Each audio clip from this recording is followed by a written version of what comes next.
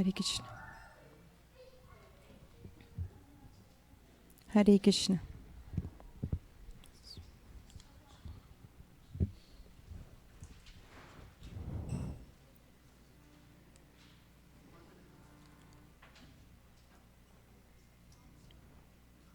Hare Krishna, Hare Krishna devotees.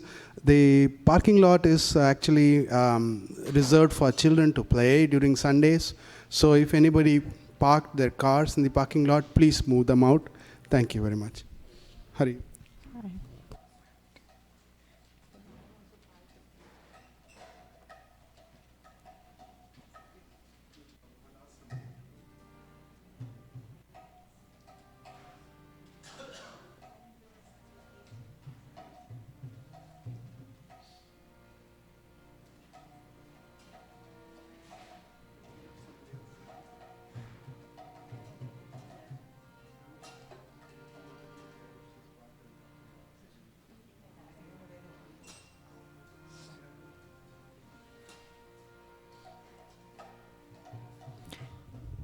Hare Krishna.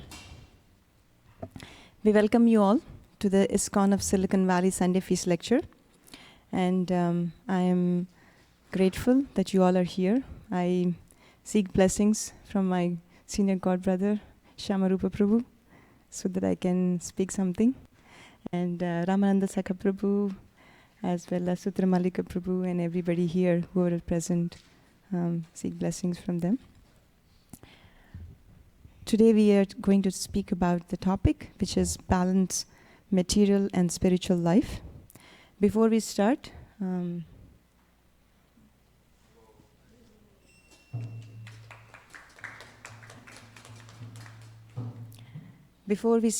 let's recite the prayers.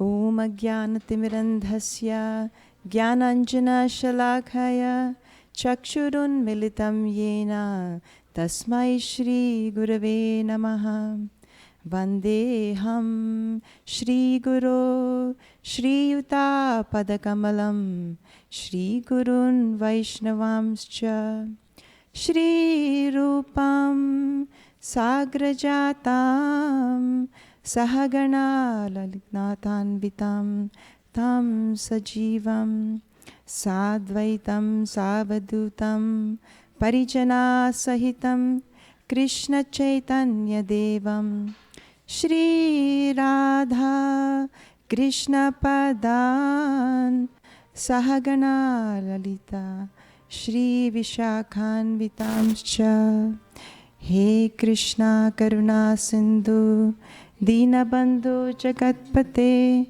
Gopesha Gopika Kanta Radha Kanta Namostute Tapta Kanchana Gaurangi Radhe Vrindavaneshwari Vrishabhanu Sute Devi Pranamami Hari Priye Vancha Kalpatarubhyascha Kripa Sindhubhya Evacha Patitanam Pavanebhyo Vaishnavebhyo Namo Namaha Jai Shri Krishna Chaitanya Prabhu Nityananda Shri Advaita Gadadhar Shri Vasadi Gaura Bhakta Vrinda Hare Krishna Krishna Krishna Hare Hare Hare Rama Rama Rama Hare Hare.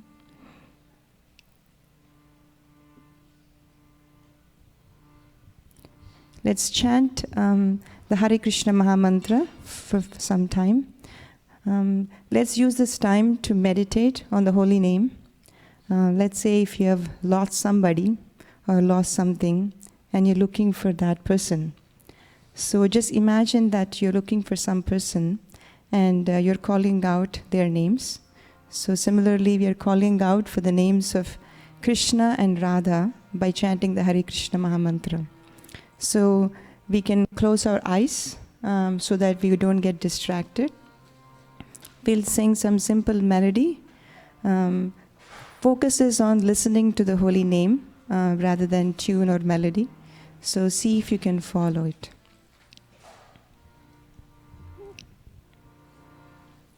Hare Krishna, Hare Krishna, Krishna Krishna, Hare Hare, Hare Rama, Hare Rama, Rama Rama, Hare Hare, Hare Krishna, Hare Krishna Krishna, Hare Hare, Hare Rama, Hare Rama, Rama Rama, Hare Hare, Hare Krishna, Hare Krishna, Krishna Krishna, Hare Hare,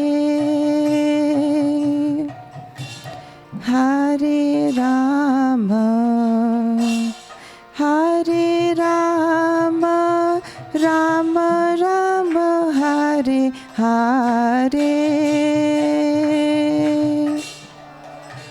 Krishna, Hare Krishna, Krishna Krishna,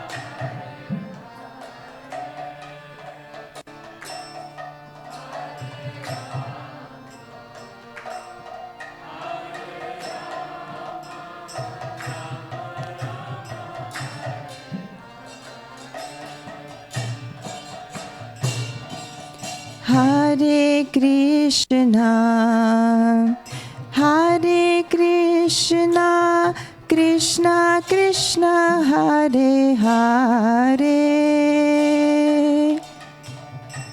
Hare Rama, Hare Rama, Rama Rama, Hare Hare,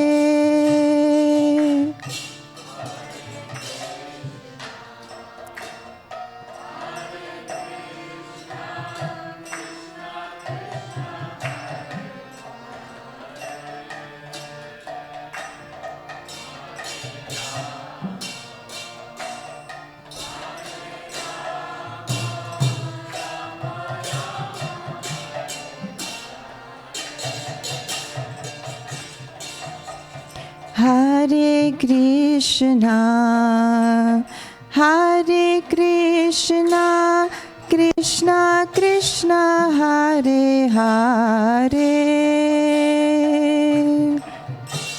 Hare Rama, Hare Rama, Rama Rama, Hare Hare,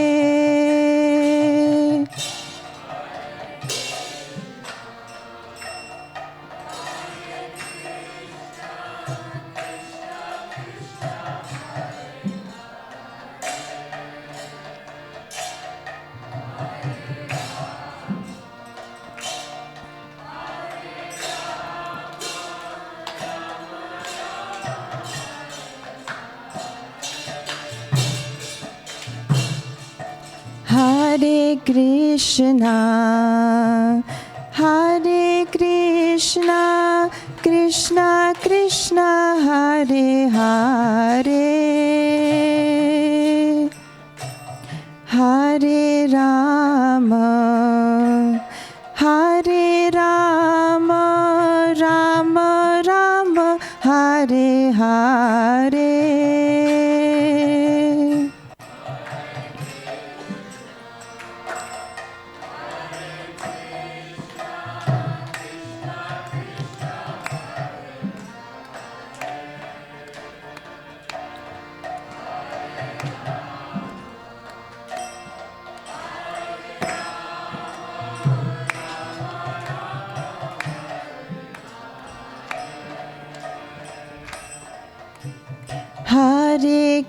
Krishna, Hare Krishna, Krishna Krishna, Hare Hare, Hare Rama, Hare Rama, Rama Rama, Hare Hare.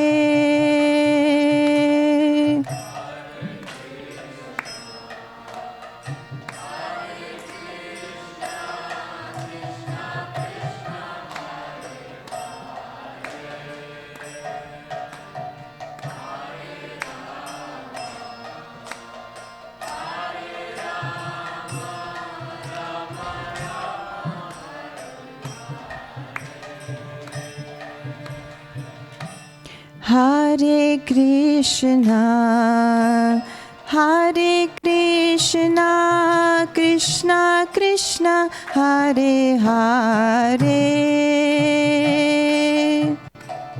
Hare Rama, Hare Rama, Rama Rama, Hare Hare.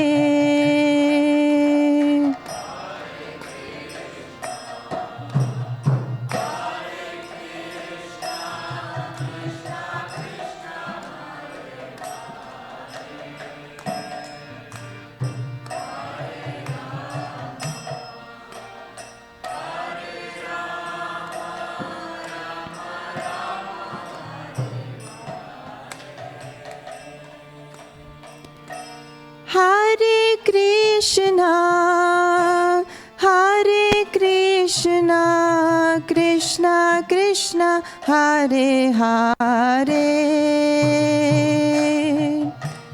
Hare Rama, Hare Rama, Rama Rama, Hare Hare.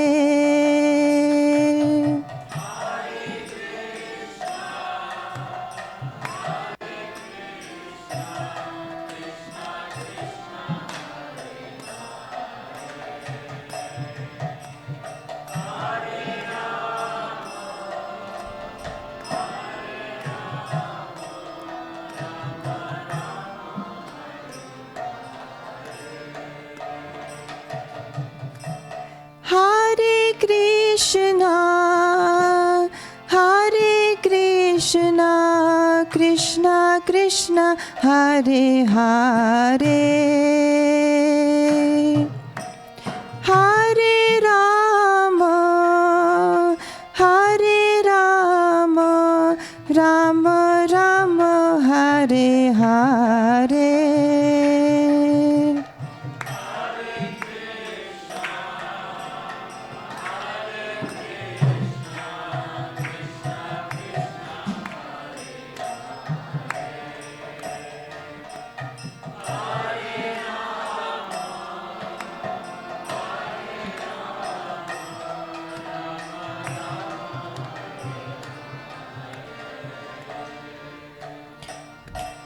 Hare Krishna, Hare Krishna, Krishna Krishna, Hare Hare, Hare Rama, Hare Rama, Rama Rama, Hare Hare.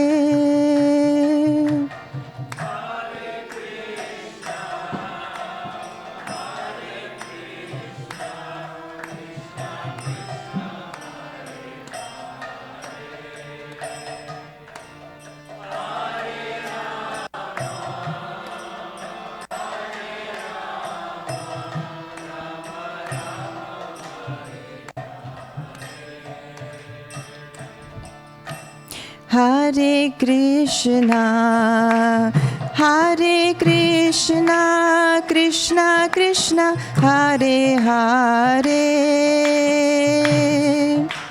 Hare Rama, Hare Rama, Rama Rama, Hare Hare.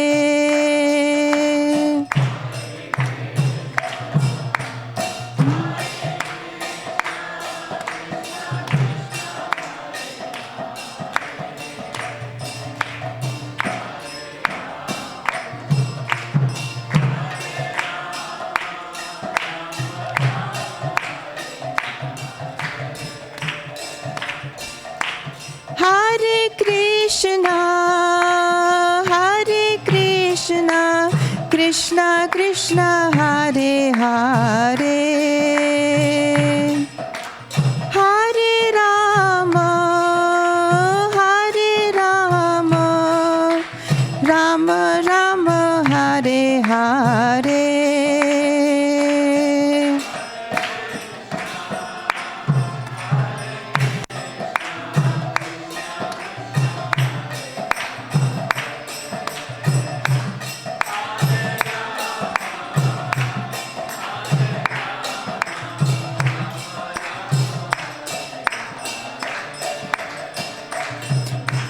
Hare Krishna, Hare Krishna, Krishna Krishna, Hare Hare, Hare Rama, Hare Rama, Rama Rama, Hare Hare.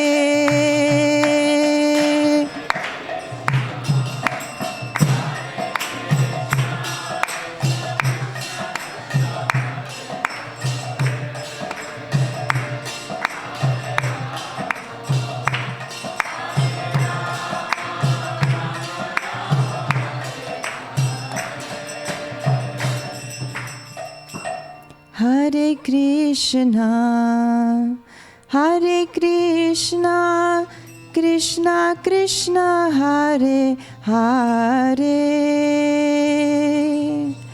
Hare Rama, Hare Rama, Rama Rama, Hare Hare.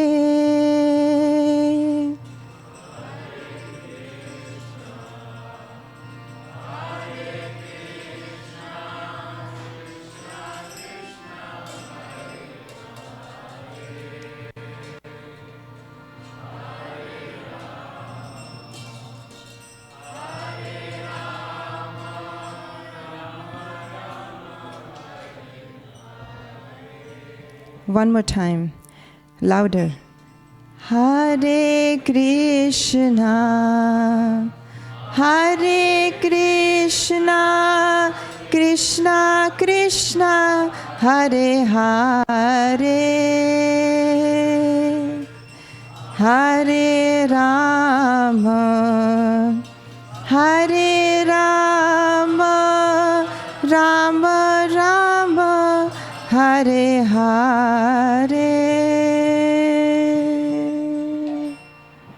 Srila Prabhupada ki, Shri Shri Radha Madan Mohan ki, Sriman Mahaprabhu ki, Shri Shri Lakshmi Nrsimhadev Bhagavan ki.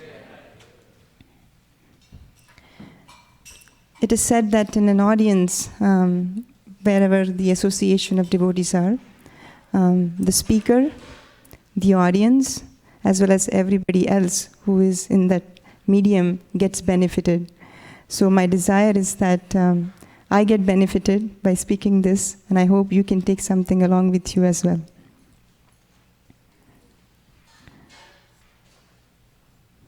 So balancing material and spiritual life. Does anybody have a problem with balancing? First of all, just wanted to make sure that, okay, so I'm not the only one. So if you compare a life to driving a car, I heard this analogy from His Holiness Bhakti-Rasamrita Maharaj, and I very much liked it. So we can just do a little brainstorming. If we compare our life to driving a car, what are the most important elements in driving a car? Focus? Yes, focus is one. Know where your destination is. She wins 100 points actually. Good. More things? Communication. While driving? You. Okay, yeah. So you want to use your signals, you're turning right or left. Yes. Right, right. So we're just right now focusing on driving a car only as an analogy, but you're right about communication. Yes, important.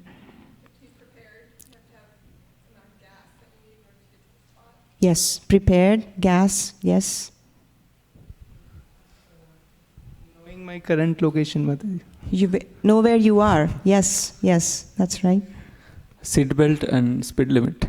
Seat belt, speed limit. Yes. Very important. You should know how to drive a car. You should be qualified to drive a car. Yes.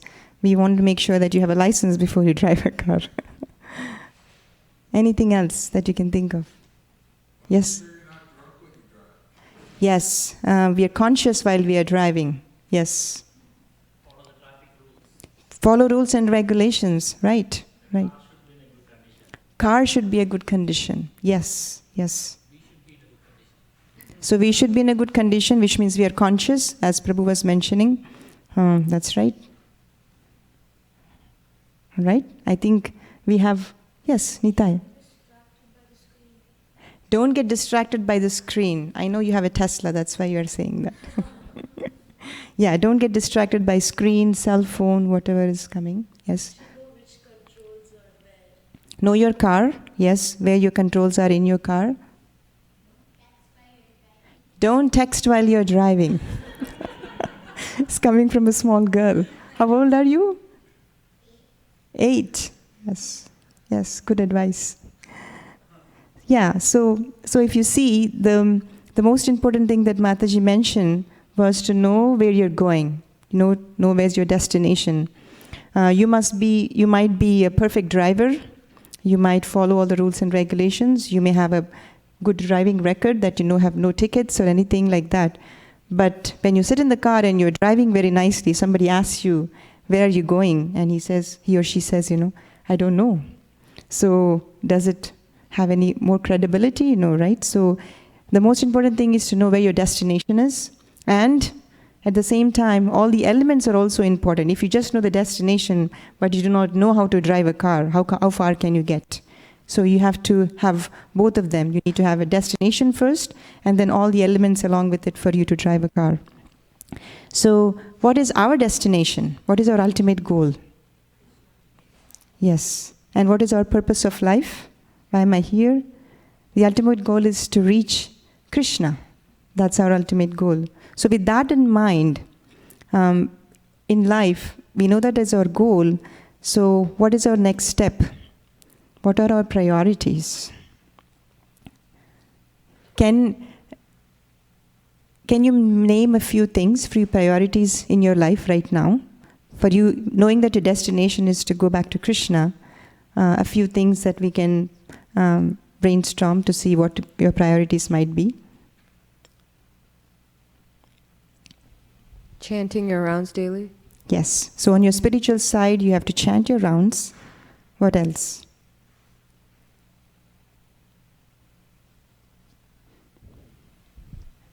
Eating prasad. Prasadam, spiritual food. Yeah, diet and exercise both.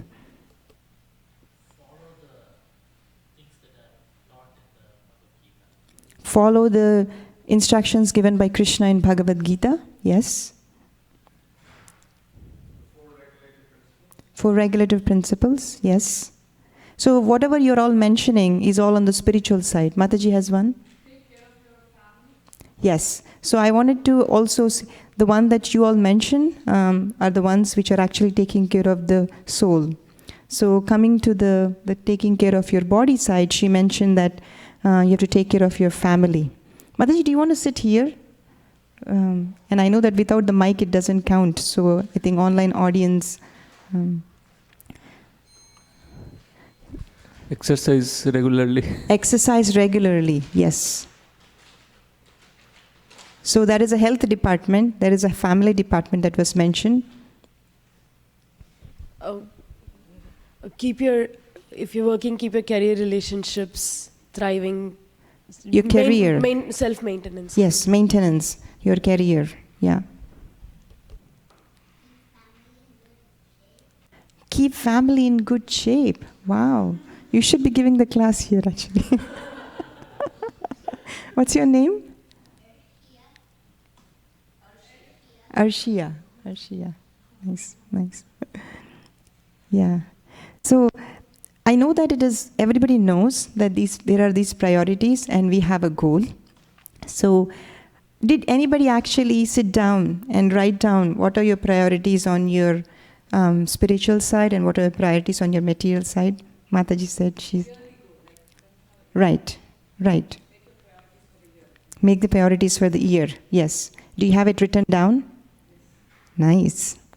So you must be knowing this. Everybody might have seen this. This is urgent and important chat, which means do first whatever is important and urgent.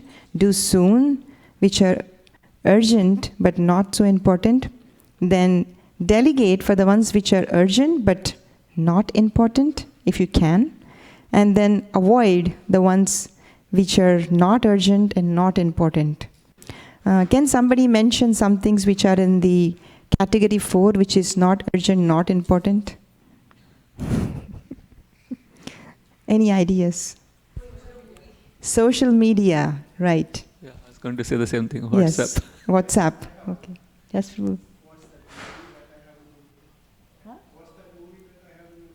yeah, watch something that is on my mind. Yes. Anything else? News. News. Yes, news. So much going on these days. Stock price. Stock price. Yeah, drop all those things. Unless you're using for service of Krishna. Even the social media also, if you're using it for service of Krishna, we should not drop it. But you have to be balanced out. Gossiping? Gossip. Yes, that's right. That's right. You must know this already, right? So pick whatever are your big rocks first. Whatever are the most important things in your life, those are your big rocks. If you fill a jar with unimportant things first, then you end up with a jar where you cannot fill in all your big rocks. But if you start with the big rocks first, and then use the rest of the time as a filler, then you actually have a very balanced life, right? Let's do one exercise. I know that only Sundarila Mataji is the only one who actually has written down their priorities, both material and spiritual. So if you don't have a book or a pen, I have few index cards that Gita Priya is going to pass out. Pens. And these are BBT pens, Bhaktivedanta Book Trust. So whoever uses them, you're all hired for BBT now.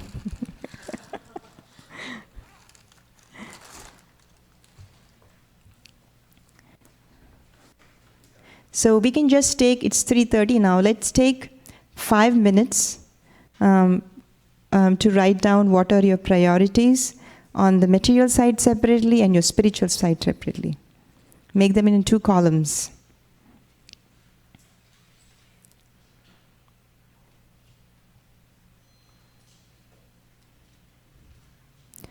These are the ones which are important. Some of them are urgent and important. Some of them are not urgent, not important. So make sure you have something written down.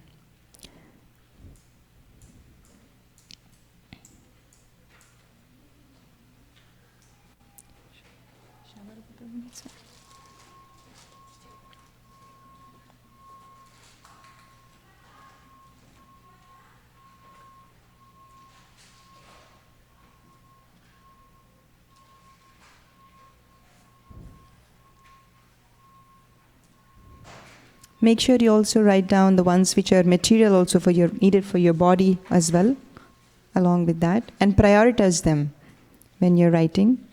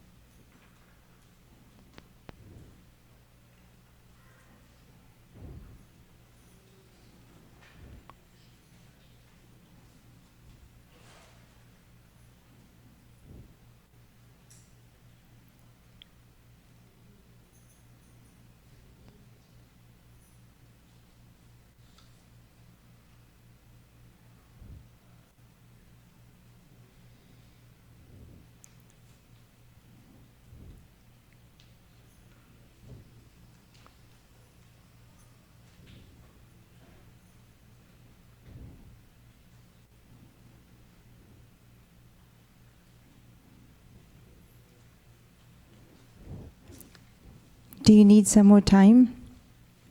We'll take 2 more minutes to finish.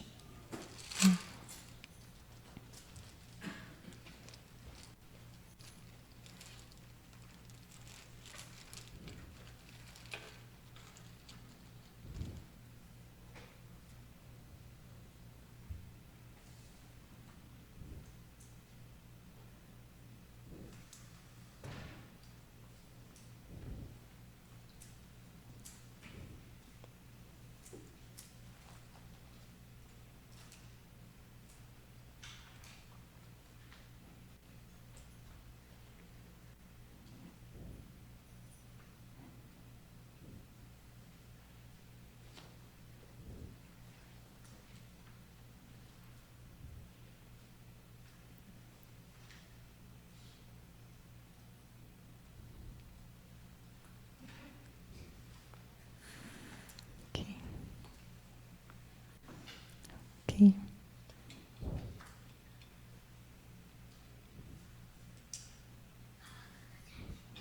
All right. I think we all have written down something. Anybody else need some time? Okay. Actually, I want you to find a partner and discuss why your priorities, both spiritual and material. Take 5 minutes to do both ways. Like you take 2 minutes to go one way and 2 minutes to go the other way. You don't have to discuss all of them. You can discuss the most important ones to you. So if you don't have a partner, you have to find one.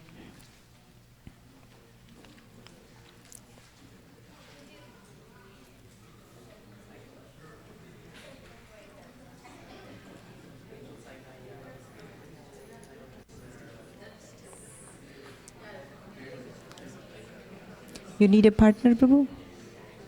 You need a partner, or you 3 of you are doing? Okay.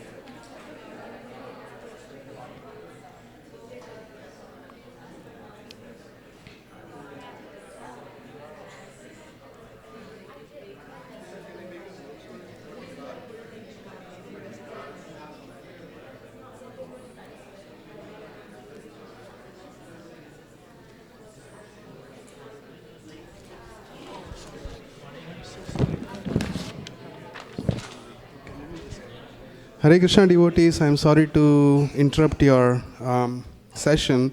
There's a red Hyundai 7FWE 980. It's still in the parking lot. If you could please move it out, we'd be grateful. Thank you.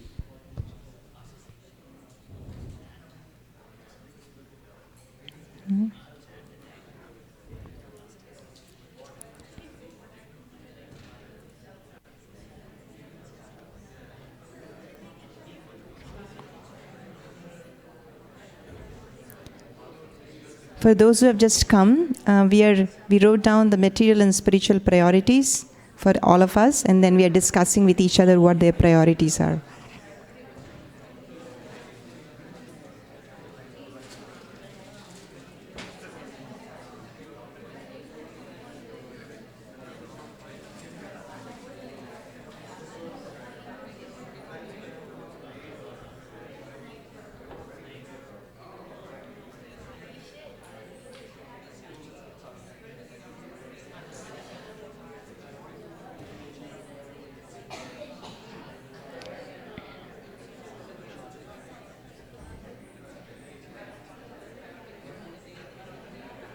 All right?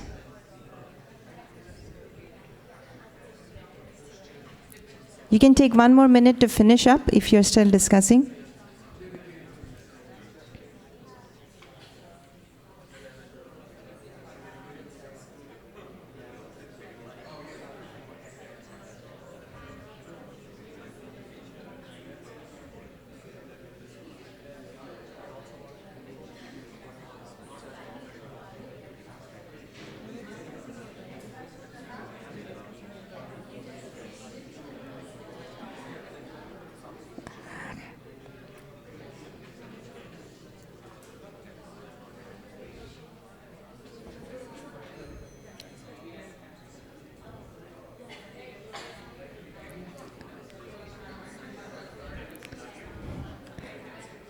All right.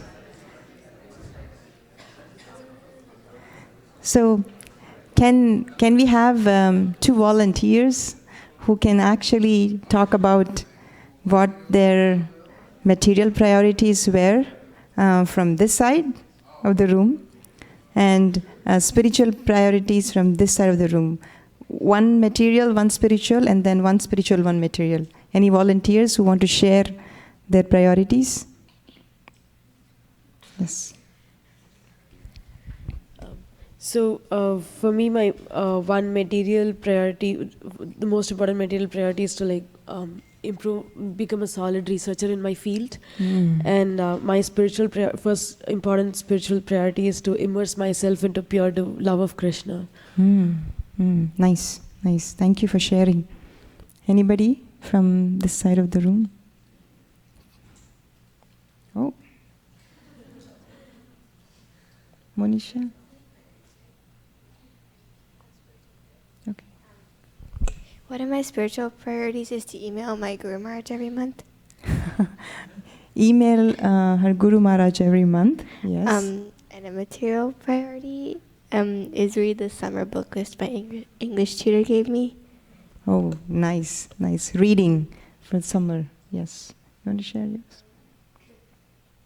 So my spiritual priorities is first to chant, and the second would be to serve in whatever way I can, and the third would be to cultivate a service attitude or a proper attitude while I'm chanting or doing kirtan. Right. So reading and serving, very nice.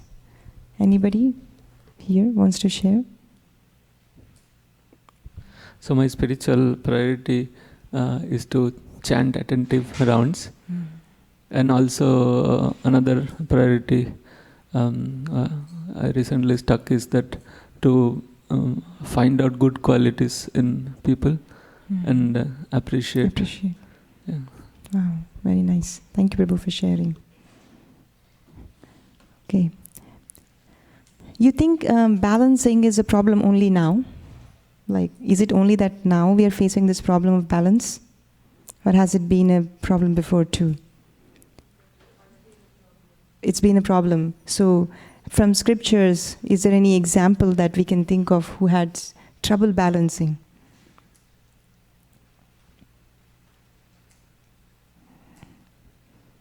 The one very famous one is Arjuna.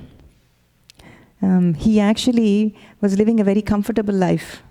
He was first they were in the forest, then they had to go back to Hastinapur, and they were living with the Kauravas. And Yudhishthir was heir apparent, he was going to be the next king in line, everything was going well. But then Kauravas, they actually did every possible thing to make them feel that they are not supposed to live in the kingdom. They poisoned them, they burned them, they tried, of course. They tried to poison, burn, and they finally gambled, and then they were actually asked to go to the forest to live. And finally, when they came back, they said, just give us at least five villages for us to rule, but that was also not given to them. And finally, the last resort was they had to go to the war. And what did Arjuna do? He says, I am ready for the war. Who is here? Let me see who am I going to kill now. Did he say that? No. He saw his grandparents, his friends, family, teachers, everybody standing right in front of him. What did he do? He said, he started shivering. his body was shivering, he was shaking, his mouth was drying up. And he actually his Gandiva, you know his Gandiva, right, is the most famous one. Arjuna's Gandiva never slips from his hand. And he says, my Gandiva is slipping. He's telling Krishna, my Gandiva is slipping. I can't compose myself now. So he said, I don't want to fight this war. So there was a material side of it that he has to do his duty. And then what did he say? Arjuna said, Krishna, it's okay for me to go begging. Let me go live in the forest. I will beg and I will live. I'll just practice my meditation, my chanting, reading, my rounds, whatever are there. I will just do that. I don't want to do this war at all. And then he just approached Krishna and said, this is how I want it to be. And he gave so many arguments. It's not that he was just blindly saying that. He said, the children, if all the men in the war are killed, what happens to all the children, all the women? They actually might go astray, and then unwanted population will come. And he was saying that if I kill all these aggressors, sin will come upon me, I will go to hell. And he was giving all logical arguments. It was not that he was just giving something whimsically. And then what did Krishna say to Arjuna after hearing all of this? Did he say, you're right, Arjuna, just go to the forest, just chant your rounds. You're not this body anyway. You're not this body, you're spirit soul, just go sit in the forest, chant your rounds. No. What did Krishna say? Stand up and fight. He said, just stand up and fight. So today also, we have the same situation. We have to go to work, though we don't want to. I don't know about you all, but... And we have to do our duties. Sometimes we may or may not want to, but we have to still go ahead and do our duties. We have to balance our material and spiritual lives. So Krishna told Arjuna that you have to stand up and fight. So similarly, we also have to stand up and start balancing both material and spiritual life. And when you're trying to balance, when you start balancing, what is the first thing that you should expect? You will fall down. If you go with the expectation that I am going to fall, it is known that I will fall, then what happens to your attitude? You'll be prepared. Otherwise, if you see a small child, when a small child is trying to learn to walk first time, and the child gets up and just falls down. And does the child say, this is too difficult, I can't do this anymore? No, that's not what the child gets up, falls down, gets up. So the mother or father who knows that it's a phase of life where they will actually fall down, but eventually that is there for them to get up, then the mother or father encourages the child to keep going. Similarly, the first thing when we are trying to balance our material and spiritual life, we should expect failures, which means that you will fall, but we should get up. And then like what Arjuna was told by Krishna, that you should stand up and fight. So we should go on, whether it is failure or a success. One of the things that really helps is having a daily activity schedule. I remember that when I started my devotional service, I used to have a schedule. I used to have schedule 6:55 p.m. to 7:05 p.m. And then I used to have 15-minute schedule, 10-minute schedule, 1 hour schedule, half an hour schedule. I used to have a schedule. But it really helped me because when I know that I have a schedule and when I'm going off balance, then I know that I have to come back to something. So this, in any way, you don't have to have this kind of a 15-minute, half an hour, any schedule, but you can have any kind of schedule that works for you. So I would highly recommend that you write down your daily schedule. And if you have a slot in the morning to chant, so I'm going to chant from 5 a.m. to 7 a.m. This is your slot to chant. And within those 2 hours, you actually plan to finish your rounds. And when it comes to 7 a.m., and if you don't finish your rounds, you know that you're going off balance. So you can actually get back the next day. Because remember what we were saying, even if you don't fall down the first day, try the second day, the third day, fourth day. And you also have a schedule for everything that is important for you. So not just chanting, but anything, write down a schedule every day. And it also helps if you write down together. If you have a spouse, write down together with your family members. So everybody knows your schedule and you're agreed upon to that schedule. So this daily schedule helps a lot. And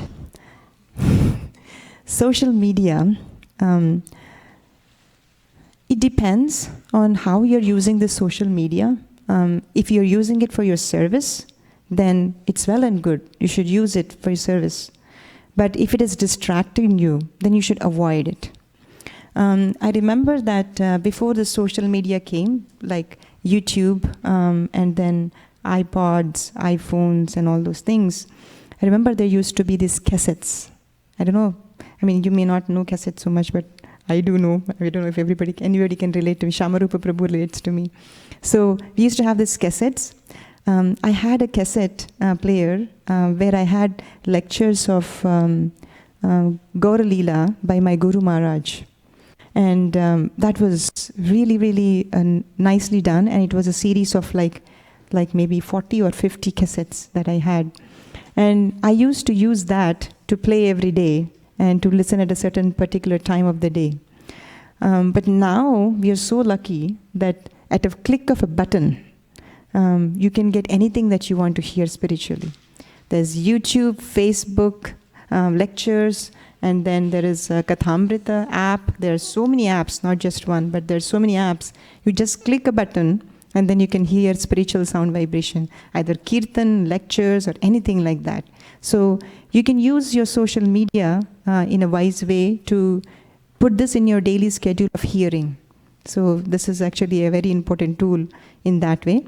And if you can avoid some things, especially if you have a schedule, I don't know, have you ever tracked how much time are you spending on different social media apps? Many apps, WhatsApp, email, and then Facebook and everything like that. If you, actually I logged it one day, how much time I spend on each of them. If you see cumulatively, you can actually accomplish a lot of things in that time. It sometimes adds up to hours. If you're not careful about it, it can go up till hours. So if you're browsing a lot, this is one place where you can actually gain some time in your daily life. Like you have a schedule where you have for social media app 15 minutes, 1 hour, whatever is your schedule, I don't know, but you can just keep it in your schedule so that you don't overuse it. And another important thing that Shamarupa Prabhu was also mentioning in balancing to take care of your body is exercise. How many of you exercise on a regular basis? Wow. None on this side. Shamarupa Prabhu is raising his hand. Yeah. It's very important to exercise, actually. Exercise doesn't mean that you have to necessarily go to a gym. Exercise means you can walk for 25 minutes, 20-25 minutes in a day. If you find some time from the social media that you can take off, you can easily find 25 minutes. You can just go for a walk for 25 minutes, or you can go to gym. Whatever is your preference, you can actually do this. And this is very important because I remember that Satyadev Prabhu, His Grace Satyadev Prabhu, you must be knowing, he was a paramedic when he was working.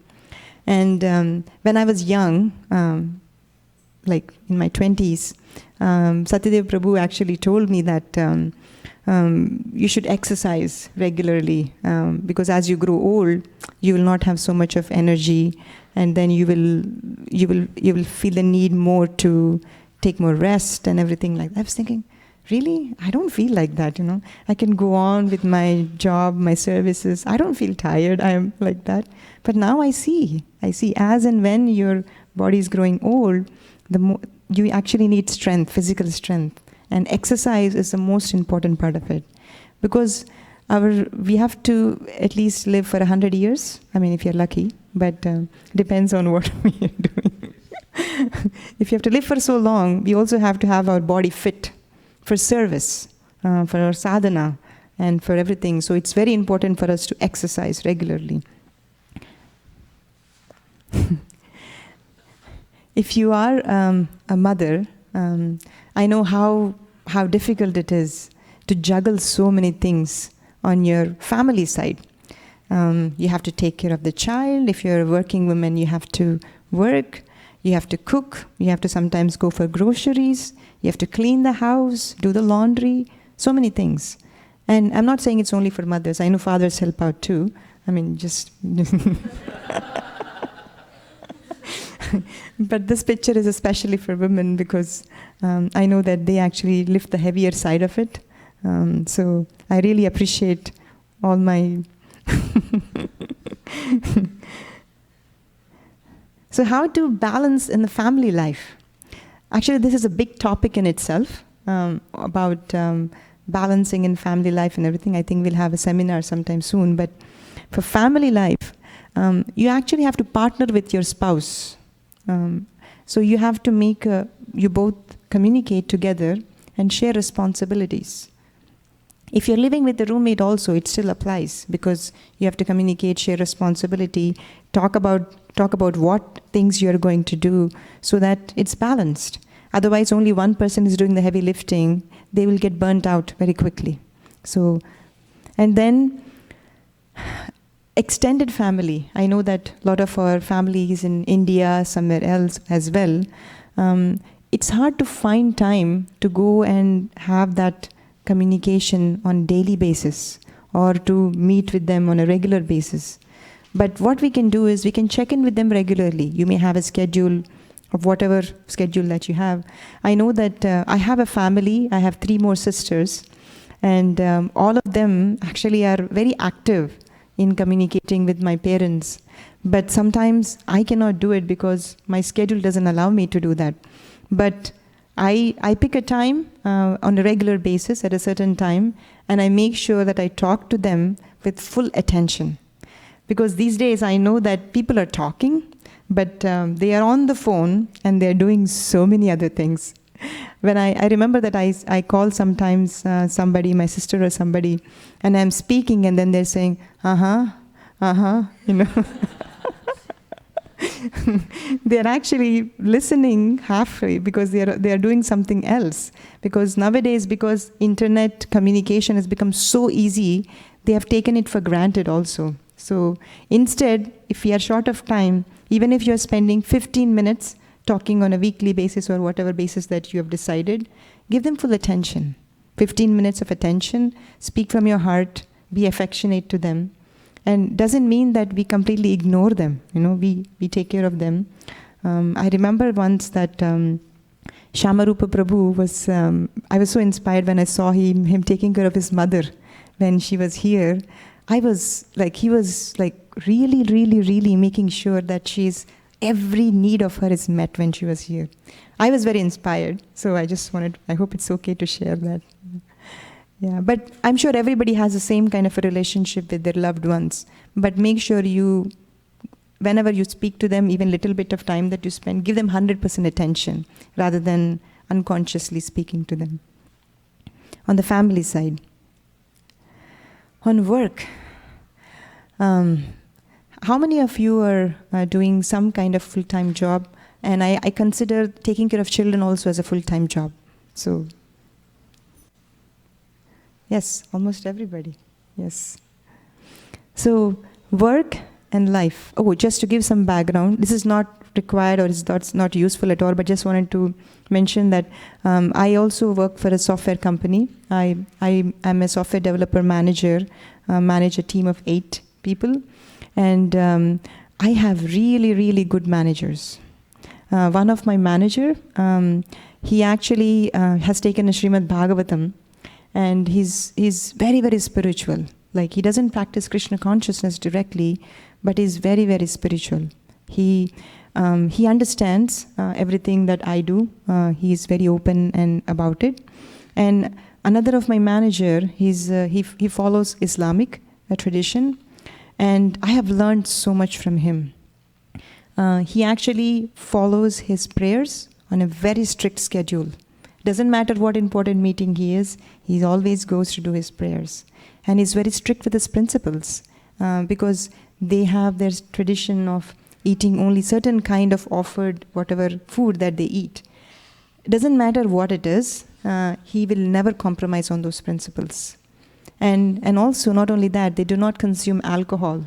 So because he doesn't consume alcohol, because he sticks to his principle, he doesn't allow anybody else, he doesn't give permission to buy alcohol under his regiment.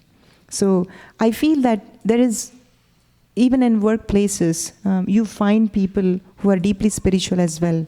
They may not be directly practicing Krishna consciousness, but they may be role models for you in many different ways. Because if you see the Avanti Brahman from Srimad Bhagavatam, he actually found inspiration from each and every single thing. So if you actually are open about learning spirituality, you can find something good in every single person. So even at work, it doesn't have to be considered as the other half of my life, which I don't like to do it. If you find that spiritual spark in everyone, then you can appreciate even going to work. And keep it simple.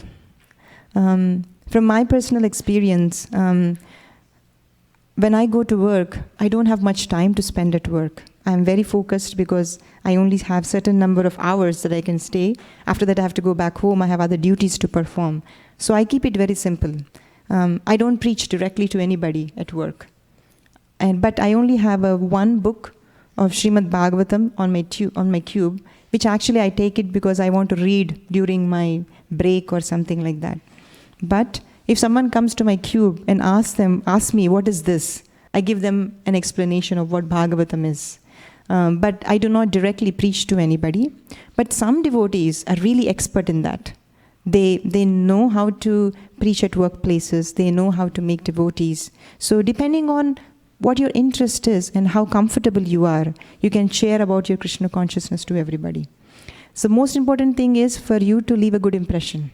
Whatever spirituality that you're doing, if you're comfortable to share, you're welcome to share. It's better. I know the most dynamic person who shares about Krishna consciousness at work, Shraddha Mataji. She does corporate Sankirtan. She does it in a huge way. And she actually shares about her spirituality to everybody in her office. But I personally, I haven't directly shared with anybody. But if somebody comes and asks me a question about what I follow, I actually explain to them. I have a picture of my Guru Maharaj. I have a picture of Krishna. And I have given out the Bhagavad Gita calendars, the quotes calendar, to my colleagues. So a lot of people have that in their cubes. It's a gift that I gave to somebody. So indirectly, I give them Krishna consciousness, but I don't directly do it. But that is just me. It may be different for you, but it's just me. So I just keep it very simple at work. And working style, we have to be sincere in our work as well. And we should be authentic, which means we cannot compromise on our principles. Like if it is whatever principles that you follow, you don't have to compromise. And you have to do an excellent job at your work. Because I know that we have to stay at work for 8 hours anyway. What are you going to do with those 8 hours? You might as well work, right? And I remember that when I was, like a couple of years ago, I was going to work, but I was like not so much enthusiastic about it. And I was just thinking, every day I do have to go to work, do have to do this, and do have to do that. And then one day, there is a brahmachari from Radha Gopinath Mandir who visits here regularly. That Prabhu actually asked me, so how is your work? And then I told him, no, Prabhu, I don't like it at all. I don't spend so much of time because I just don't want to just do so much. I just want to come back home as soon as possible. And I've never thought about any promotions. I haven't done any of those things. So he asked me, why? And then I did not have a concrete answer. I said, why you don't want to work? They're paying you for working, and why you're not putting your 100% effort in it? That made me think, because if Krishna has given you a job, whatever hours that you're going to spend, put in your 100%. Only that doesn't mean you have to work overtime, but whatever 8 hours or whatever you're spending at work, do it with sincerely. And if you do that, actually, you set a good example for others also. Otherwise, people think devotees means they don't care for their jobs, they don't do their job correctly.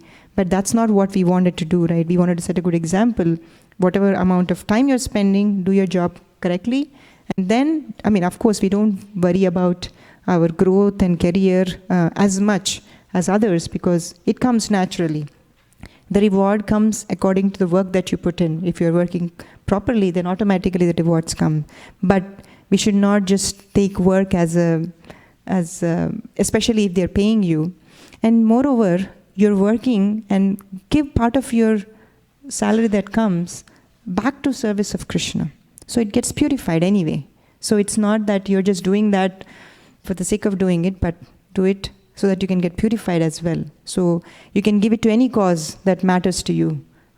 Give it back to Krishna in some way. So it inspires you, motivates you to work more. And develop a bee consciousness. If you see the flies, the nature of the fly is that even if you have a very nice prasad, rasgulla, gulab jamun, some sweet, and next to it there is a trash, what do? The fly actually goes and sits on the trash. They like that more. But if you see a bee, even though there is a lot of trash around, but if it sees one flower there, it actually goes and picks the nectar from there. So I know that in our workplace, sometimes our environment may not be so conducive. So, but still, we actually have to find whatever is best in everybody else. If you can find any good quality among your colleague, you can actually go and appreciate that. There was one person in my office, he was telling me that I was just asking him, what do you do? And because he does some meditation or everything, what do you do? He said, I don't like to share my meditational practices. So I didn't ask him anymore. And then I was just quiet. He was saying, when I share, actually people make fun of me.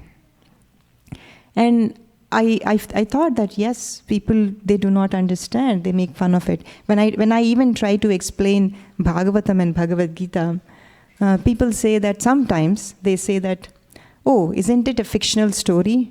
You're just supposed to learn morals from it. It never happened. Krishna never exists. You hear all these kind of theories. So we should just seek whatever is the best part of it. We cannot argue with them because that's not the right place to have a debate. But you can just pick whatever is the best that comes out. And that person later actually shared his meditational practices with me. I was deeply touched. He was doing meditation, which he found it to be useful for him. So, but he is such a nice person at heart. So I'm sure everybody can find something good in everyone. And you know this example, Padmapatram Ivambhasa, like Krishna says that you should be like water on a lotus leaf. Though you are associating with everybody, try not to be involved with it, but just be detached from it. And time is precious. So, avyartha kalatvam, like we should try not to waste time. I know it's difficult, but then if you can find verses, sometimes you can put some verses on index cards. You can memorize shlokas. And if you have some time, you're driving, you can listen to lectures, you can recite verses, you can recite prayers. Many prayers, there's Queen Kunti prayers that you can recite. You can chant chapters of Bhagavad Gita if you're memorized. If not, just a small prayer, whatever make you feel better. Just pick something and just try to use that. That was on the material side of it, like how to balance work, family, and life. We can pause here to see if you have any questions or comments that you wanted to share about what we discussed so far. Sutra Malika Prabhu. Mataji, the workout part that you mentioned, I'd like to share with everyone that one of my realizations is that you either serve or you are served. So if you're not fit to serve, then you are served.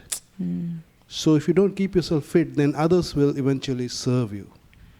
Yeah. So if you don't want that situation to come to you, then you better work out.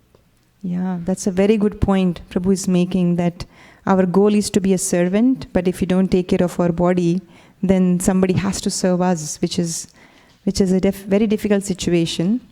Anyway, we try our best. We don't know how our situation will pan out towards the end or in the middle, wherever it is. But we can pray to Krishna. But our attitude is that we want to serve. So exercise is important. Thank you, Prabhu. Sukeshwari.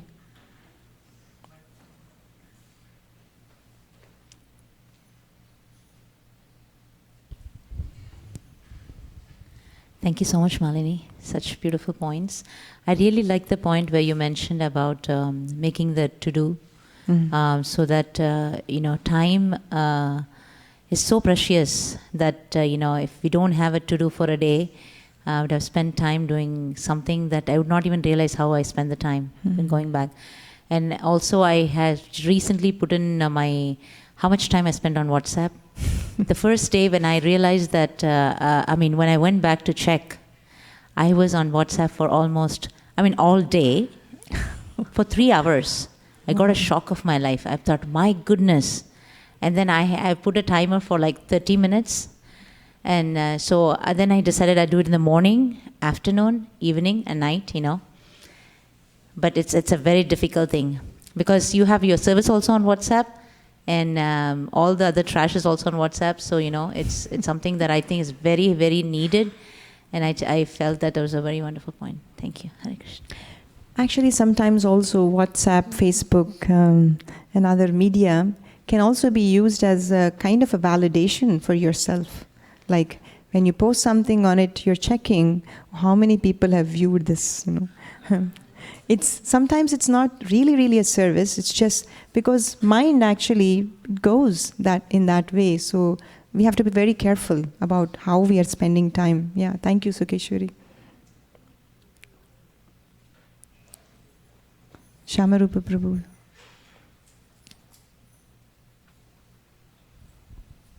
Hare Krishna Mataji, thanks for the wonderful topic. So the picture that you put is really wonderful, that one little girl balancing the rope.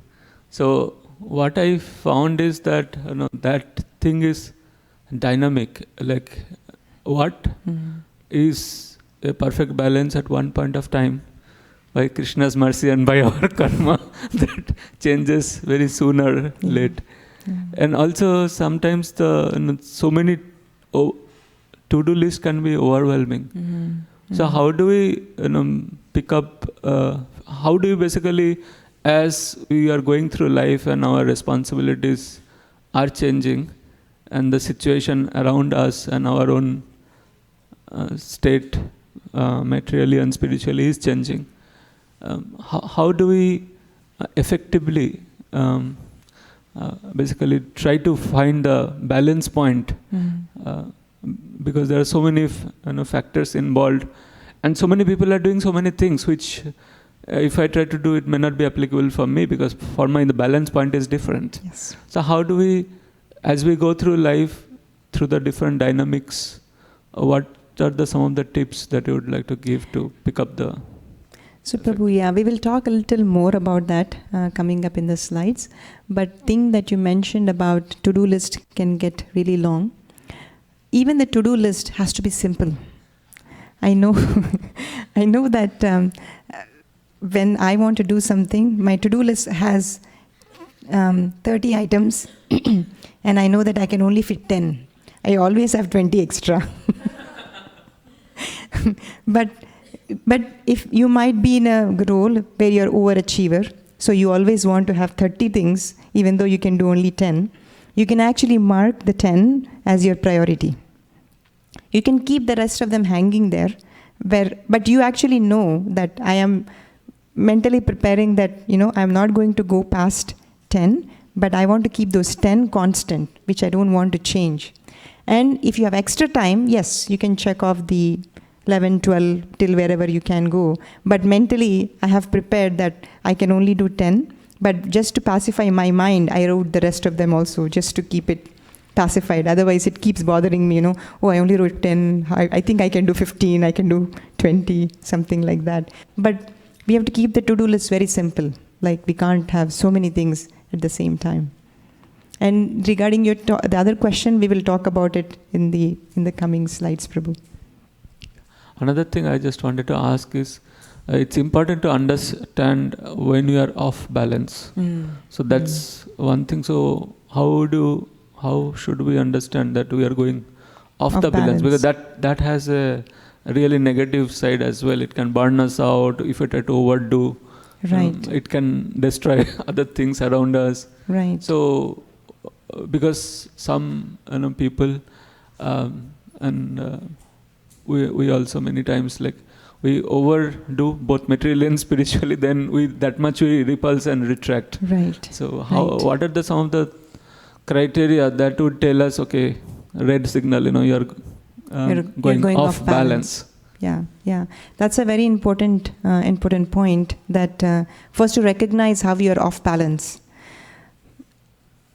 Actually, sometimes, let's take an example of Janmashtami festival. When it comes, there is, as we said, there is a material side of it, like there is your health, your wealth, your office, everything on one side, and on the spiritual side, on Janmashtami, we work 24 hours almost. We are working, doing service and everything like that.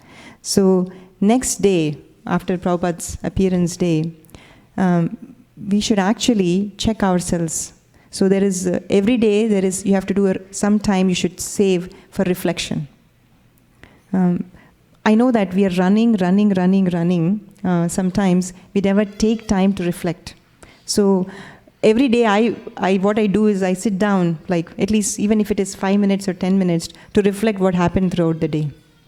Without reflection, it's just like collecting materials without implementing anything. So reflection is very important.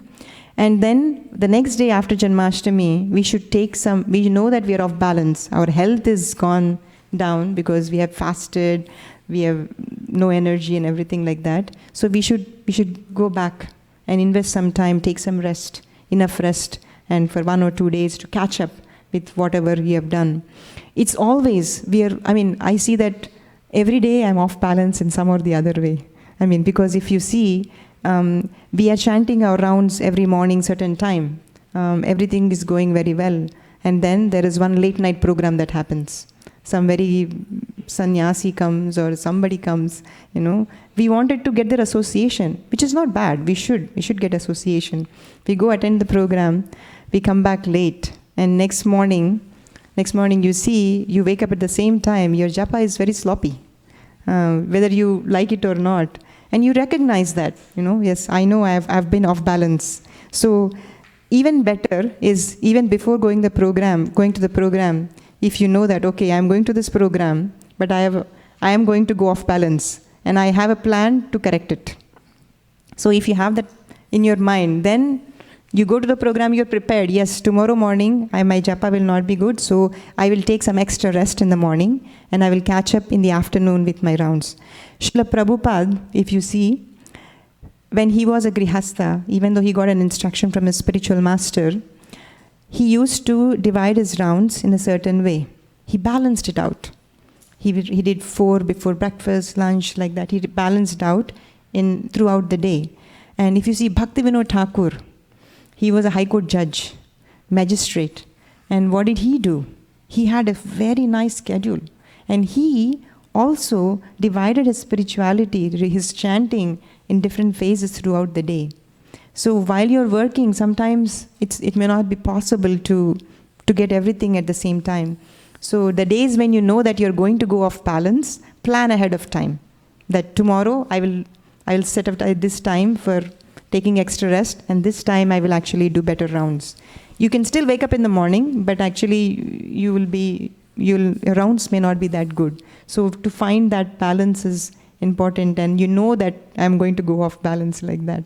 So spiritual preparation will actually help. Prabhu. Hare Krishna. Thank you very much for the nice class. I find most of the time that creating a schedule is not a problem. Like finding priority is not a problem. Sticking to it is. Like I don't feel like doing it. That is the biggest problem most of the time. So if you have any points regarding.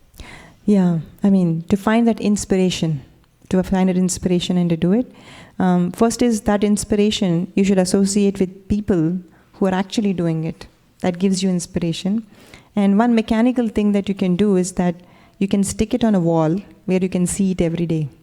If you have written down, that's why actually the whole exercise of writing it down is because if it's in your mind, it's not tangible. I mean, like after 1 hour, you will even forget what your priorities are. But if you write it down, you know it's there. And then you go and stick it on a wall, or some devotees actually also put it in their bathroom mirror. So every morning when you're brushing, you see then what your priorities are. Or you can put it anywhere you like, wherever, whichever it is. You just stick it and put it in a way where you can see every day regularly. That is mechanical part of it, to remind you again and again. But associate with those who actually are doing a schedule, who are reading regularly, who are chanting, who are doing extra service and everything like that. So that will actually give you inspiration, and then you can continue. Prabhu, there too.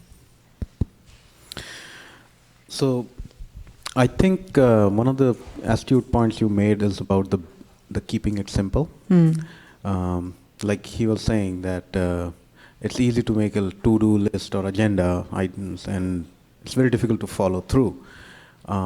And I have found that I have to basically decide what's important and what's not important. And even if I have a list, I actually find that I have to be assertive about saying no at some certain times. An example would be, I started coming here about a year ago, and people met me and then they added me in WhatsApp groups. So before I knew, I had like about 10 or 15 groups that I was in. So before, and every 5 minutes there was a ching, ching, ching, and ching, and like there is no end to like how many messages you can keep up with. And finally I decided, look, this is distracting me from what I want to do. And I slowly and politely I said, I need to get out of this group. I need to get out of this. So I think what I'm trying to say is that it's very important to keep it simple, that your goal is Krishna. It's not, WhatsApp is a medium to get to Krishna maybe. And if it is hindering that process, you have to basically decide whether it's important or not. Right. And be able to say no to it. Yeah, we can use the chart which we had, urgent and important. We can use that chart to see which ones actually we want to keep. And the fourth one, avoid, the social media was actually there. If you're not using it for service, of course, if you're using it for service, you should use it. But if not, then thank you for sharing, Prabhu. Yeah, even for the WhatsApp is like a addiction, right? Like, it can, even the spiritual groups, there may be like 15 groups which may be part of, and then one message you read and the other one comes. So my point is like, WhatsApp is just an example. There are so many unimportant things in daily life that you need to say no to. Right. But if you're using it for service, sometimes devotees, we use WhatsApp to organize our services. So then it becomes an useful tool for us to organize. So unless you're using it for that, yes, it might be distracting sometimes. Yeah, I found that email works much better. So we can take one question, one Prabhu from Achyuta Kumar Prabhu, and then we will go to the next section. Hare Krishna Mataji, such a wonderful class. Thank you for enlightening us. So I have a question. Like in Nectar of Devotion, it is said, right? You should not associate with materialists. It's better to be in the middle of a fire or embrace a tiger rather than, associating with materialistic people. And at workplace, especially, during lunch meetings and all, right? So every day people get their own plate and, with all good intentions with preaching or potential Bhagavatam distribution and all, we go and then we talk, but again, the whole discussion is all material discussion. So my question is, should we do that at workplace? Continue to do that, like associate with them during lunch meetings, on a daily basis, or is it just like a, on a formality basis, like once in a month or something like that? Of course, we follow our regulative principles. We eat the prasad and everything. But should we continue to do that at workplace, or what is your recommendation there? If your time allows for you to speak to them, and if you are strong enough not to be disturbed or getting affected by it, you can do so. I know that in our community, you might be knowing Sivakumar Prabhu. He's like a very social person. Like he plays volleyball, he plays cricket. I don't know what all. I just came to know yesterday that he plays cricket. So when we go door to door, book distribution, he actually found that one of his friends, somebody, I don't know how many friends removed it is, that he met that friend, and he's in touch with them. And we went there to their house, and then we said, we are here to distribute Bhagavatam. He said, I am not the person who is going to read, but I will sponsor a set for anybody who wants to read.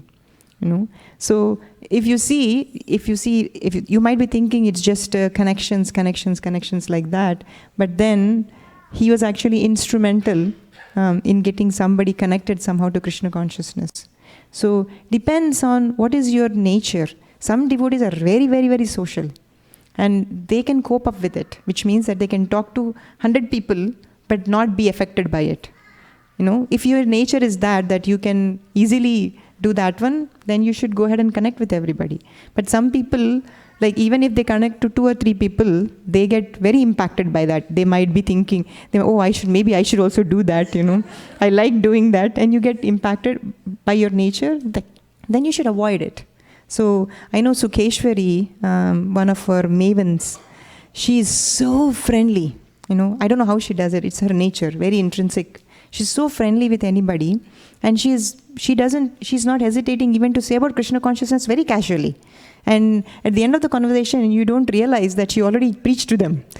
Like if you're an expert like that, then you should go talk to them and then give your advice or talk to them about Krishna consciousness. So it depends on your nature. But if you think it is impacting your consciousness, then you should avoid. I hope it helps. Okay. I think let's move to this section where we have to balance our spiritual life. Do we have a problem even in spiritual life balancing things within spiritual life? Forget about the material part of it. Spiritual life also has a lot of issues. So what do we do? We know, Shamarupa Prabhu was asking this question, how do we know when we are off balance? And then how do we get back to our balance, whatever it was? I was talking to His Grace Vaisheshika Prabhu, and he was mentioning that balance doesn't mean that you're always steady all the time. Balance means that you're falling all the time, and then you're trying to get back up. So, and he was mentioning one very important point. He said that when the autumnal rains comes, when the rain comes, it actually fills up all the puddles, all the small reservoirs and everything like that. And when the summer comes and it's very, very, very dry, what do? We draw water from those reservoirs where we actually have collected water. So similarly, when we have good days, which means that we are completely balanced, when we have a good sadhana going, then use that time to fill in that puddles, those small reservoirs of water, which you can draw from it later when you're off balance. So when you can, have very strong reading program. I mean, you should see that you have at least certain amount of time allocated for reading Srila Prabhupada's books. Chant very good rounds every day. And the days when you actually cannot do it, of course, you can draw from it. And then have good mentors in your life who you can discuss this with. Your spouse can be your mentor. You don't need to go outside and look. Sometimes your spouse can be your mentor, or your friends can be your mentors, or your seniors can be your mentors. Find a good mentor who actually can get you advice when you're doing well and even when you're not doing well. So use this actually as a tool for you to invest when you have good times, so you can withdraw later. And also, I was telling, reflect. We should use at least every day. You should use 5 minutes to reflect on what happened throughout the day. I know that sometimes ISV is becoming such a busy community now. We have 8 a.m. Bhagavatam class, 10 a.m. housewarming ceremony, 12:30 a.m. birthday party, 4:30 p.m. some talk by some Maharaj. We have a long list of events that are happening. But we have a choice to see which one actually we can go to. We should see where we can draw inspiration. You can pick whichever one it is, wherever you can find inspiration.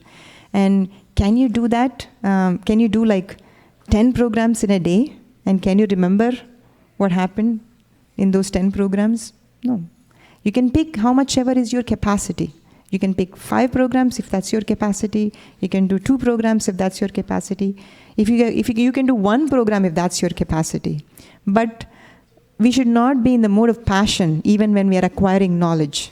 Like all of these avenues actually are to acquire knowledge, right? We want to go and learn something, but we should not be in the mode of passion.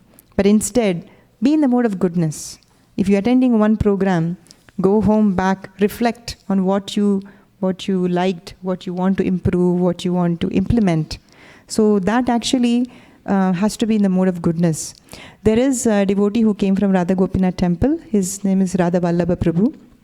He is an excellent cook. He actually cooks in Ayurvedic lifestyle and everything like that. So he was telling that every moment you should try to be going towards mode of goodness. So he was giving an example of one brahmachari in Radha Gopinath temple, Radha Gopinath temple, they have a Mangalarti at 4:30, 5 o'clock. And if you reach after 5 o'clock, 5:01 or something like that, then there is an imposition of something that Hare Krishna Mahamantra you have to write so many times. It's just for a brahmachari regulation. It's not a punishment. So he was saying there was one brahmachari who wakes up at 4:50 a.m.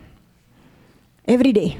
For 4:50 a.m. he would just wake up, spring up, go take a shower, like tilak, dhoti, everything, whatever it is, and he's in the temple sharp at 5 a.m. It was like, but he was just jumping, juggling, So sometimes it is too much in the mode of passion, but that devotee can do it, but we may not be able to do it that way. So he was saying that everything that you do, you should try to be in the mode of goodness. And he was saying that even if you're cooking, then you should cook in the mode of goodness. If you're angry and all those things, just don't cook. Because that consciousness gets passed down to your food, and that goes to your food and your family. Everybody's affected by that.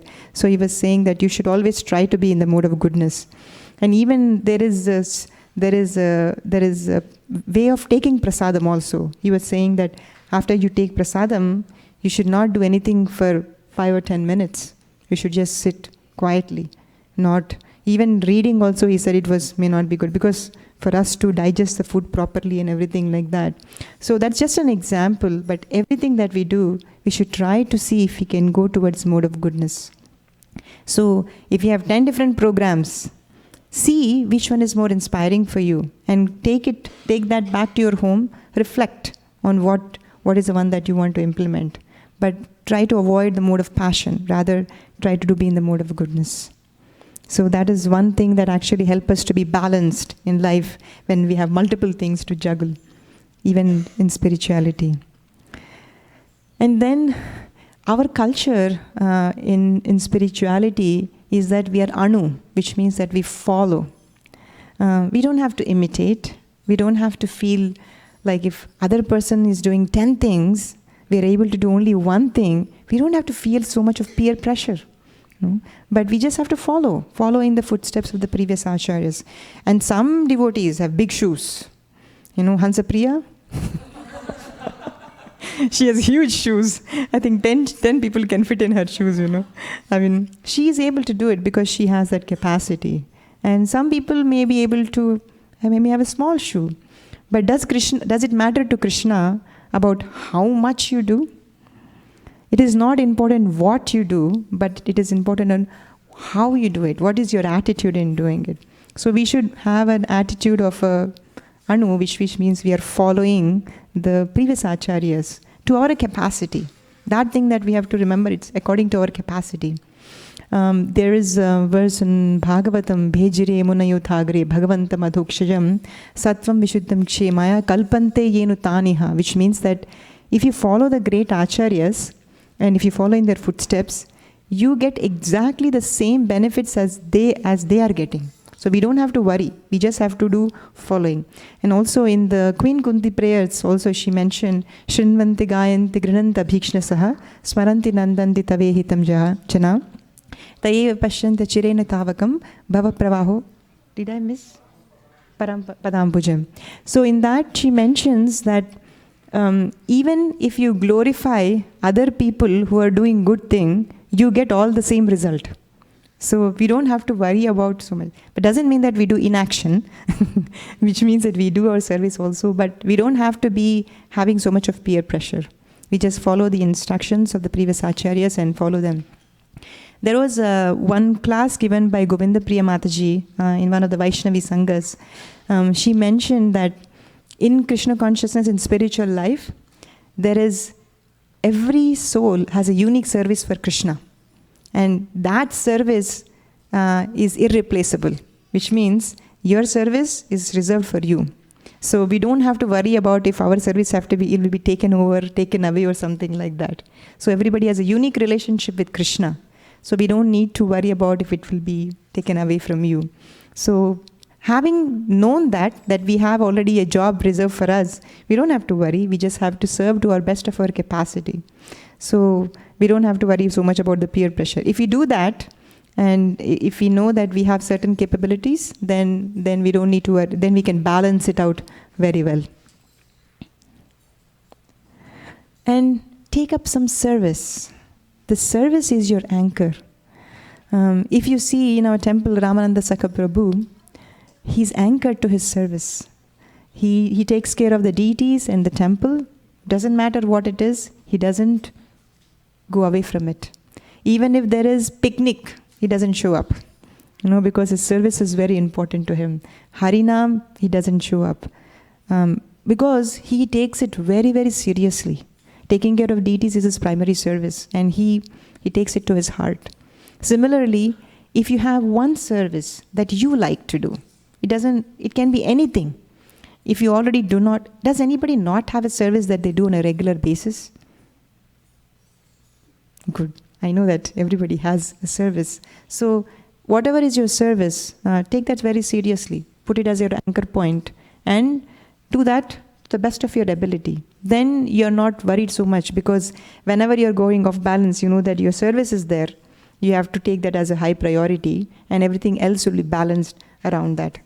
I know that many times when we go door to door, book distribution on Saturdays, so many programs happen on Saturdays. I know there is a Vaishnavi Sangha that happens on Saturday. Sometimes some Maharads are giving programs on Saturday. And I'm torn between those two. What should I do now, do I have to go to the program, or do I want to do my service? But then when I actually meditate, and when I decided that I will try to do my service to the best of my capability, and if we are done early, we can go to the program. But I don't get distracted. I don't get disturbed about it, because I know that I have chosen to do this service, and this is my responsibility. So I will finish my service, and then I will go to the other things, if Krishna permits. Actually, I feel so happy, joyful by doing this one. Not that it is some disturbance or a distraction. In that way, I felt that if you have an anchor, then actually it helps you to be balanced. So pick something that you do on a regular basis if you don't have already, and write it down so that you don't forget. Is this balance an issue even for exalted devotees? Yes? Yes? Actually, Prabhu, is it okay if you put up this verse, Bhagavatam 10:9-5? Actually, Prabhu, I think I have it. One second. Okay, I have it here. Anybody volunteers to read this translation? Want to read? Okay. Prabhu. Or you can read the translation, she can read the purport. Prabhu.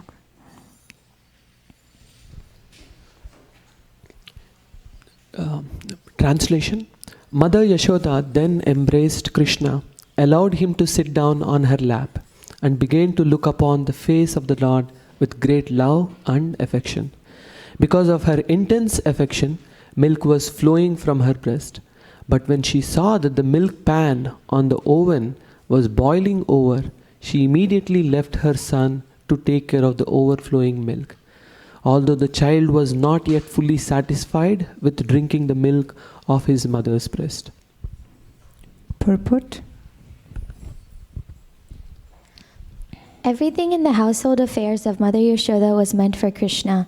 Although Krishna was drinking the breast milk of Mother Yashoda, when she saw that the milk pan in the kitchen was overflowing, she had to take care of it immediately, and thus she left her son, who then became very angry, not having been fully satisfied with drinking the milk of her breast. Sometimes one must take care of more than one item of important business for the very same purpose. Therefore, Mother Yashoda was not unjust when she left her son to take care of the overflowing milk. On the platform of love and affection, it is the duty of devotees to do one thing first and other things later. The proper intuition by which to do this is given by Krishna. Tesham satatayuktanam bhajatam pritipurvakam dadami buddhiyogam tam yena mamupayanti te. In Krishna consciousness, everything is dynamic. Krishna guides the devotee in what to do first and what to do next on the platform of the Absolute Truth. Thank you. Thank you, Satya Prabhu, for reading the translation. So if you see the story of the pastime of this Damodar, Mother Yashoda, she actually personally grew some very, very nice fragrant grass, which is called as, and that she fed it to the cows, one of her best cows. And then the milk that those cows actually gave is called as Padma Gandha milk, which means actually it smelled like lotus. It was fragrance of Padma, that like a lotus flower. She took so much of care to make sure that the best milk was actually coming to Krishna, so that she can churn the butter and then make yogurt and butter out of it. And then one day she actually put that precious milk, which she personally milked and got it, and she put it on the stove. And then the milk was slowly getting heated up, and then Krishna woke up and he wanted to have milk. So Mother Yashoda took Krishna and then she was feeding. And while she was feeding, that Padma Gandha milk, like her heart was such a precious milk, it was boiling over. Then what did Mother Yashoda do? What is her priority there? Krishna personally was there right in her lap. She was personally serving Krishna, and there the milk was boiling over. What did she do? She just left Krishna, personal Krishna there, and she went there to take care of the milk. We also actually have, both of them are for Krishna only. That milk is actually for Krishna, and this is for Krishna. And Mother Yashoda, she did not think like, oh, is it my proper duty to leave my child like this, or should I go and get the milk? It's spontaneous, right? It happens. So in that section, Prabhupada is mentioning that Tesham satata yuktanam bhajatam priti purvakam. He says that it comes from buddhi yoga, so that inspiration actually comes from within. So I was speaking to His Grace Vaisheshika Prabhu on this one. He was saying that we have to develop this spiritual intelligence where we are constantly looking for that inner voice within us. We read the scriptures, we read Bhagavad Gita, Bhagavatam, we chant the holy names. Why are we doing that? Because we wanted to follow Krishna's instruction. And that inspiration actually comes from within. Have you ever felt this before? That the inspiration is actually coming from within? Right? But what are some aspects to that inspiration? Somebody will say, today I was inspired, I was inspired that Krishna told me that go and have some marijuana. So, is that an inspiration coming from Krishna? No. So, what do we do for that? Two more things. Once the inspiration comes, what are three things that we have to do? Validate it with three things, which are Guru, Sadhu and Shastra. Yeah. So inspiration comes, but you have to validate it with Guru, Sadhu and Shastra. Otherwise it becomes mental concoction. Right? Like, because you might be thinking anything and saying inspiration is coming. But when you actually sincerely every day try to read, chant, and try to pay attention to that inner voice, you get inspiration. Sometimes when we go door to door distributing books, we don't think that, should I knock this door? You think I will find somebody who is actually a good soul, who is ready to take books? Inspiration just comes. Hey, why don't we just knock this door? We knock the door, they open, they take the Bhagavatam, So that inspiration actually comes from within. But the only thing is we have to look for it. We have to keep looking for it. In Bhagavad Gita also, Krishna mentions that he exists as a super soul. There is two birds, eating bird and watching bird. Krishna is watching us. We are constantly eating, and so focused on eating. There's a small story I wanted to share about how the meditation, if it is meditation on prasadam, it's really good. But Achyuta Chaitanya Prabhu, one day he was on Wednesday class, the day before Sadhu Sangha, on Wednesday, after the Wednesday class, he was in the book room. He was actually looking at a phone.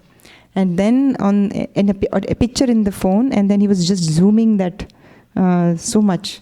And I was wondering, what is it? I was just looking like this, what is that? And then I saw that he was saying that, I asked him, what is it? And he says, Mataji, do you see? The devotees are leaving for Sadhu Sangha. Look what they're eating. It looks like dabeli. He was saying, next time when I'm going to Sadhu Sangha, I will only go in a flight where Ujjwala Rasa Mataji is there. He's so constantly thinking about prasadam. Of course, prasadam is a spiritual thing. But we are also so engrossed like that, doing our daily duties. We don't even notice what is there next to us. Krishna is patiently waiting like this, when will you look at me and I can talk to you and I can give you instructions. But we just think, I am all right. I don't need you, I'm busy eating foods. Sometimes they're bitter, we suffer. Sometimes they're sweet, we enjoy. And sometimes they're sour, which are like, you don't want to eat them, But still, knowing all of that, we don't turn towards him to get instruction. But what Prabhupada is saying here is that Buddhi Yoga, by intelligence, we should actually try to turn towards Krishna. And once you turn towards Krishna, then we can understand if there are multiple priorities, then we get some intelligence. But if you're not, we should always triangulate with Guru, Sadhu and Shastra. Validate with your seniors or friends or your spouses so that you're not concocting anything.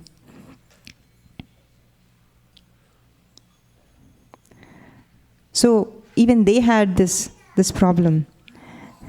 And we have to remember that this is a marathon, not a sprint. Balance, because sometimes we are only narrow-minded, we only see this 1 day or 1 year or 1 month.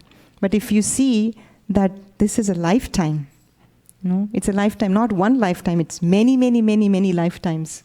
So we have to see how we can actually balance it out and not make it as a sprint, but just it's a marathon that we have to balance our life regularly. And even when you're not able to balance, those times actually you can use it to improve and grow. There was a recent story that was shared by Sukheshwari to me, that actually as I was telling mentors, good association, I have many friends, and whenever I speak to them, like Gandharvika Mataji, one of my good friends, and Sukheshwari also, when I call her, she only discusses, oh, Malini, we should do this, we should make a schedule on how we can share our reflections every week. We should set up some time to do this one.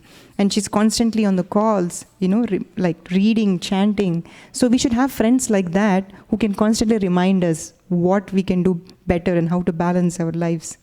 And she was telling me the story that which my Guru Maharaj actually shared, is that there was a a caterpillar inside a cocoon. And the caterpillar was struggling very hard to get out of the cocoon. It takes time for the caterpillar to get out of the cocoon. And a boy was actually watching that caterpillar from the window. And he was thinking that, oh, this is so difficult for the caterpillar, it's trying very hard to come out. He was looking every day and he was not able to tolerate it. And finally one day he made a decision saying that, I want to go and help the caterpillar. I cannot see this. And then he actually took a scissors. And he went to the caterpillar. He cut the cocoon out so that, the caterpillar can now actually come outside very nicely. So it was nice that he cut. He was happy because he helped the caterpillar. But what he found out was that the caterpillar was not able to produce its wings completely. The process of struggle that it was going through inside that cocoon actually was to develop its wings completely so that as soon as it comes out, it can fly. But because that process was stopped in the middle, the caterpillar was not able to fly. So sometimes when difficult things, imbalances and everything comes in your life, we should not think it as a negative and you should try to cut it out. But instead, we should take it as an experience which will help us to grow in our spiritual life. So it's very important for us to go through this difficult time sometimes so that we can grow to a much bigger way, in a much bigger way. We have 10 minutes. Do we have any reflections or any questions that you would like to? Satya Prabhu?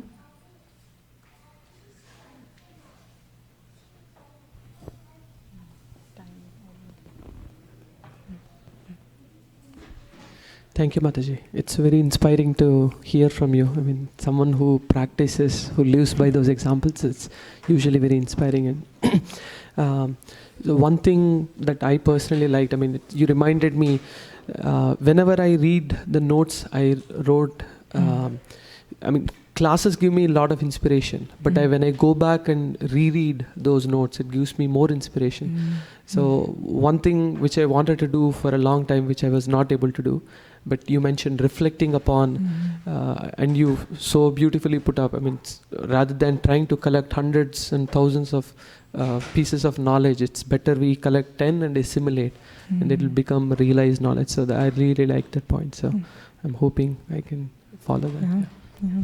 Actually, I was listening to one of my Guru Maharaj's classes from the last year Yatra. He was mentioning that you can chant 16 rounds for 40 years, 50 years, or you can chant 32 rounds or 64 rounds. It doesn't matter. But he said that if you do not have affection for Krishna while you're chanting, then you can keep on doing the same thing again and again, but it will not give you any result. So that's why going back, reflecting on what we are doing, and doing something meaningfully with some kind of affection is very important. Otherwise, we can be doing the same thing over and over again and lose the purpose. Yeah, thank you, Prabhu.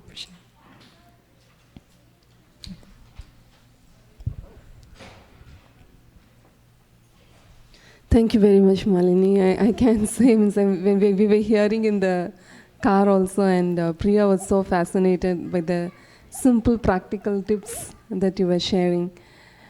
But I should honestly say that, like, we can hear from sannyasis, it gives a different mood. But still, hearing from someone, a peers, is what makes you more inspired, because I have seen you fortunate enough to see you for past 20 years at least. And how each and every point that you share, not even one point that you share, you never practiced. So your life is what is coming out in this seminar. And I really pray that we take use of all the points that you shared and practice in our lives. So we also become inspired to happily practice Krishna consciousness, because it's always an inspiration for me to see how you and Srivas Prabhu balance it out. And just by seeing Geeta Priya's the ease at which she does Krishna consciousness, I can see how you both would be doing it, because she doesn't feel the pain or anxiety to do Krishna consciousness. So that's a very proof, because practically in so many things, like I want to be in this program, that program, but then I sit and realize, like, see, Srivas Prabhu was not there. Like, does it mean he's not a devotee? But I could understand, but now in the seminar, like how you explained, gives me some more insight into how we can practice Krishna consciousness joyfully, not with anxiety. So thank you. Thank you, Mataji. Actually, Gandharvika Mataji was the inspiration behind giving this class. She actually...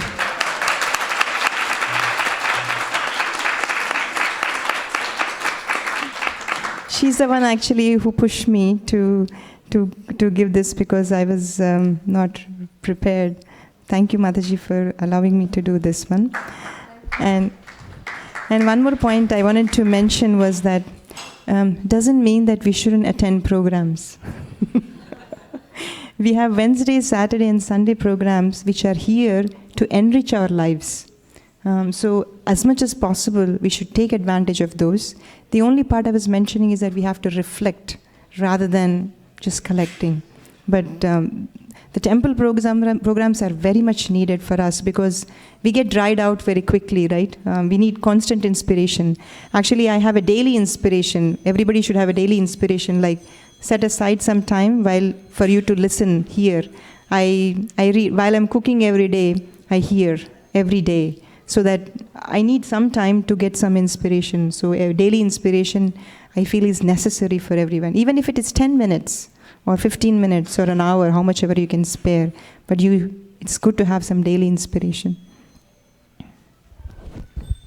Thank you, Gandharvika Mataji. Thank you for the class. Actually, I was looking for this topic, and it is really helpful, Mataji. Thank you. The point about talking with the peers according to our personal capacity, whether we are social or not, that was really helpful. And to not feel peer pressure from the devotees, that is also very helpful. And to have mentors who can help us. Mataji, I have a question about the point that you said, strong reading program. What does a strong reading program mean? I mean, there can be so many books are there. So what does a strong reading program mean? Somebody might want to, there can be 2 hours or 10 minutes, but what does it mean by strong reading? So it is according to your capacity and according to your facility. Today, you may have facility that you can read for 2 hours a day. Then you should take advantage of it. And strong reading, Prabhupada's books. Every day read Prabhupada's books. I know that before Geeta Priya was born and other responsibilities, I used to have a very nice reading program. We all used to have, we had a group of devotees where we used to sit down and read on a daily basis. But as and when your priorities in life changes, you may not be able to spend so much of time to read, but you still should have certain amount of time set aside for you to read. So even if it means half an hour, 15 minutes, 1 hour, do something, but we have to have that part where you have to read. Because if you don't fortify yourself, it becomes very easy to get laxed. And you cannot have an inspirational chanting unless you read on a regular basis. And about holy names also, you can have some section in the morning for 10 minutes before you chant japa, or 5 minutes. You can read a little bit, which will inspire you to do japa, listening, hearing, and then reading Prabhupada's books. That's what I mentioned. Yes. 2. So we have 2 more minutes, I think, before the class ends. So. Hare Krishna Mataji. Thank you for the wonderful class. I have attended part of it, so I apologize for that. I just wanted to add to the point that Prabhu was mentioning. when you say a strong reading program, it's my understanding, it could be naive, so I apologize for that. One thing is to read. The other thing is to connect the dots. Let's take a very simple example. In BG 18.66, where the surrender is talked about, right? And Prabhupada in his purport, Srila Prabhupada is talking about saying, in chapter 7, it is said that to be able to do devotional service, you have to qualify certain things. And over here he is saying exactly what we're saying. So in the purport, Prabhupada doesn't mention which verse it is. Yes. Now to connect the dots, it would be good to go back to that verse and connect the dots. Yes. And when you do that, then maybe you'll come up with some other question. And you keep following the trail. And maybe that is an element about the strong too. Yes. Just wanted to add to that. Yes. Actually, discuss the philosophy threadbare is what Vaisheshika Prabhu says. You can follow a thread if you can. So that's a very good point, Prabhu. Thank you. Last, Prabhu.